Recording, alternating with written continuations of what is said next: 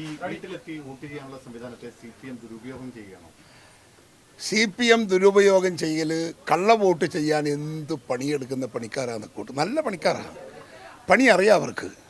ഞാൻ ചോദിക്കുന്നു, കള്ളവോട്ട് ഏത് കാലത്ത് ആരംഭിച്ചതാ? ഞാൻ കള്ളവോട്ടിനെതിരെ കോടതിയിൽ പോയി ജയിച്ച് വന്ന MLA അല്ലേ, ഞങ്ങൾക്ക് അറിയില്ലേ, ഓർമ്മയില്ലേ? അതിനു മുമ്പ് ഞങ്ങൾ പെറ്റീഷൻ കൊടുത്തതല്ലേ കള്ളവോട്ട് CPMന് ചെയ്യാതിരിക്കാൻ നിർവാഹമില്ല. ഇത് കിട്ടിയ ആനുകൂല്യം ദുരുപയോഗം ചെയ്യലാണ്.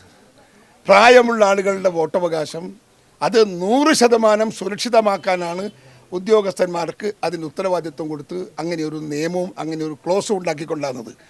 അത് ചുളുവിൽ അടിച്ചെടുക്കുകയാണ് CPM. അവർക്ക് തൽക്കാലത്തേക്ക് അവർക്ക് ഒത്തിരി വോട്ട് ലഭിക്കാൻ സാധിക്കുന്ന വഴിയിലേക്ക് ആ നല്ല നിയമം കൊണ്ടുപോവുകയാണ്. അത് ദുരുപയോഗം ചെയ്യാണ്. അതുകൊണ്ട് CPM കള്ളവോട്ട് ചെയ്തേ ശീലമുള്ളൂ. അവരെ കുറ്റം പറഞ്ഞിട്ട് കാര്യമില്ല. പഠിച്ചതല്ലേ ചെയ്യാൻ പറ്റൂ, ശീലിച്ചതല്ലേ പറയാൻ പറ്റൂ. അവരെ കുറ്റം പറഞ്ഞിട്ട് എന്ത് കാര്യം? അതുകൊണ്ട് അവർ നന്നാവുന്നില്ല. ഒരു കാര്യത്തിൽ ഒരു പ്രശ്നമുണ്ട്. ഇത് തുടങ്ങിയത് എപ്പോഴാണെന്ന് ചോദിച്ചാൽ, ഏതാണ്ടൊക്കെ ഇവിടെ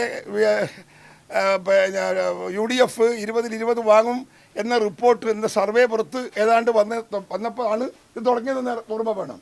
അപ്പോൾ അവർക്ക് ആശങ്ക വന്നു, ഭയപ്പാട് വന്നു തകർക്കണം. അതിനുവേണ്ടി കള്ളവോട്ട് ചെയ്യുന്നു, വേറെ മാർഗമൊന്നുമില്ല. 100% ഞങ്ങളൊക്കെ പ്രതീക്ഷിക്കുന്നു. ഞങ്ങളതിൻ്റെ മുൻകരുതലെടുക്കും, ഒരു തർക്കവും വേണ്ട കാര്യത്തിൽ. ഇതിൽ ഈ തെരഞ്ഞെടുപ്പ് കമ്മീഷൻ പറഞ്ഞത് ഈ വീട്ടിലെത്തി വോട്ട് ചെയ്യുന്ന ആൾക്കൊപ്പം ഈ രാഷ്ട്രീയ പാർട്ടികളുടെ ആളുകളും പോകണം എന്ന് പറഞ്ഞിരുന്നു. അതിലൊരു വീഴ്ച വന്നിട്ടുണ്ടോ?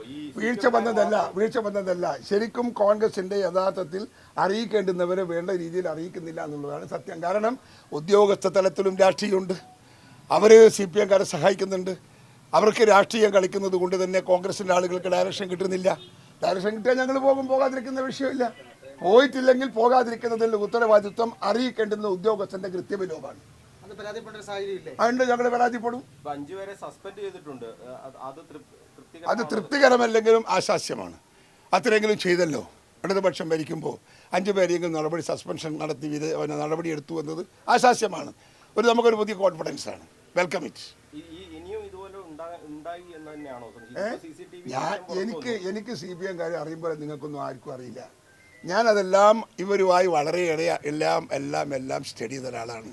അവരെ അക്രമ സ്വഭാവവും അവരെ അക്രമവും രാഷ്ട്രീയവും എല്ലാം ബോംബ് പൊട്ടിച്ച് ഞാൻ ചോദിക്കുന്നു, ഈ തെരഞ്ഞെടുപ്പിൻ്റെ കാലഘട്ടത്തിൽ ആരെങ്കിലും ബോംബ് പൊട്ടിക്കുമോ? എന്നിട്ട് എന്ത് നുണയാ പ്രചരിപ്പിച്ച് അവസാനം ബ്രാഞ്ച് സെക്രട്ടറി തന്നെ പറഞ്ഞില്ലേ, പാർട്ടി പറഞ്ഞാണ് ഞങ്ങൾ ബോംബ് പൊട്ടിച്ചതെന്ന്. എന്താ മറുപടി അവർക്ക്? അവരാദ്യമെല്ലാം പറഞ്ഞതിന് എന്താ മറുപടി? അപ്പം നിഷേധിച്ചല്ലോ, ഞങ്ങൾ പറഞ്ഞിട്ടില്ല, ചെയ്തിട്ടില്ല, ഇപ്പം തീരുമാനിച്ചിട്ടില്ല എന്നൊക്കെ പറഞ്ഞില്ലേ. ബ്രാഞ്ച് സെക്രട്ടറിയുടെ സ്റ്റേറ്റ്മെൻറ്റ് ചെയ്യാൻ ശേഷം ഒരുത്തൻ വായ തുറന്നു. നാണോ മാനോ ഇല്ലാത്ത വിഭാഗത്തിന് എന്ത് വന്നാലും അത്